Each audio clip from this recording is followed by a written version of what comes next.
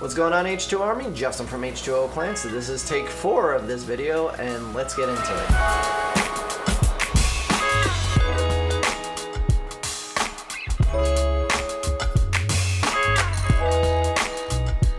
So I've tried making this video 4 times already. We're gonna try again here.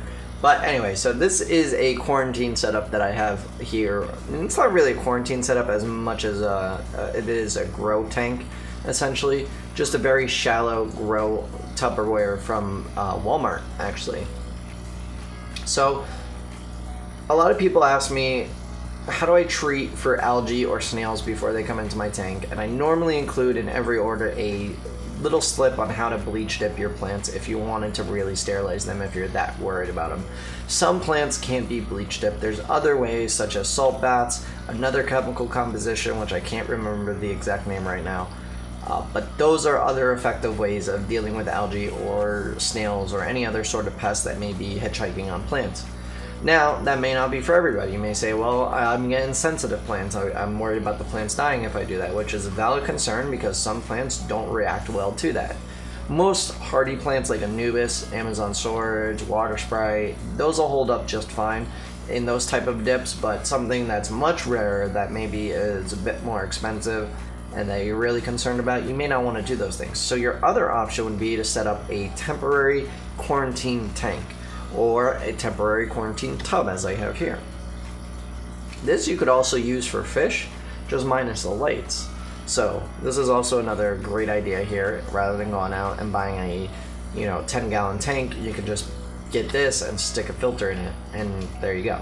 So, but for plants, let's talk about it right now. So right now I just have floating plants in here. Originally there was Bucephalandrid when I got my overseas order in here because I ran out of room in my grow tanks, which are above this tank. And right now I got some floating plants, and they are in, this is kind of like a mesh, not really a mesh, but a perforated container. And that basically allows the water to flow through it while keeping most of the plants inside, which is a good thing because these plants, if they get mixed up, it's just a headache to separate and not a good idea. So I try to keep them separate. I got Sylvanium minima, I got dwarf water lettuce here along with some frog bit. Duckweed is in this container, and that is in this container for a reason. And then some more Sylvania over there, which I just haven't removed that because some of that needs to be thrown out because it went bad on me. But either way, so I have a airstone in here currently, running off a Tetra Whisper 60. Just this air block right here, which is helping keep the water agitated and also keeping it a slight circulation there. I mean, granted, it's not, swishing it around like that, but it's creating a little bit of a flow.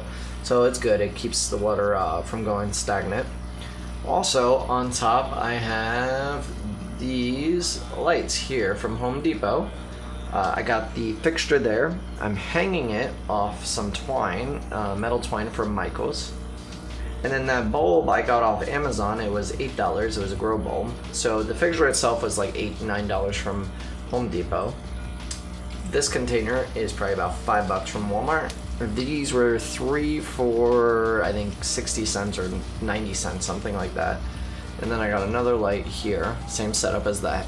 So I got them just pointing down, so there's 2 waves of light because this container is so big. And that just helps make sure that every plant in here is getting a decent amount of light. It's more concentrated in areas, so it's not completely effectively distributed, but it's getting enough light to have plants grow, because when I had Bucephalandrid in here, it actually put up new leaves, which I was very surprised about because I'm like, how is that even possible? These lights aren't actually aquarium lights, they're grow lights for regular plants. So I was like, well, I guess because the water level is so shallow, it's working, and it worked. So it was awesome. So this setup you could also use to just grow plants out if you wanted to. You could stick some floating plants in here like I did and have yourself a little grow tank. If you have goldfish that really like duckweed, you could get some duckweed, put them in here, leave them in here for a couple weeks, and pretty soon this whole thing will be covered with duckweed or whatever else you want to grow, moss.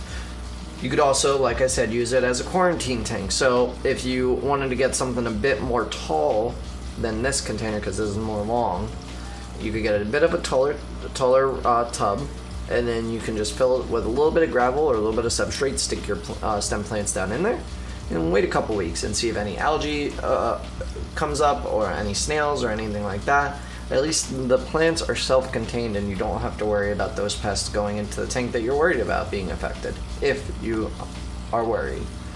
Honestly, like I said, snails aren't a big deal. Algae will go away on its own if your tank is balanced. Snails will go away on its own if they don't have excess food to eat. So guys, that is about it.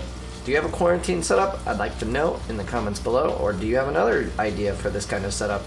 And what else you could do with it? You could probably do a somewhat emerged grow station here, where if you lowered the water level a little bit and covered it with like saran wrap, kept the moisture in, put a little dirt, you could probably grow a bunch of stem plants immersed and have a pretty decent amount quickly on it, I would imagine, using these lights.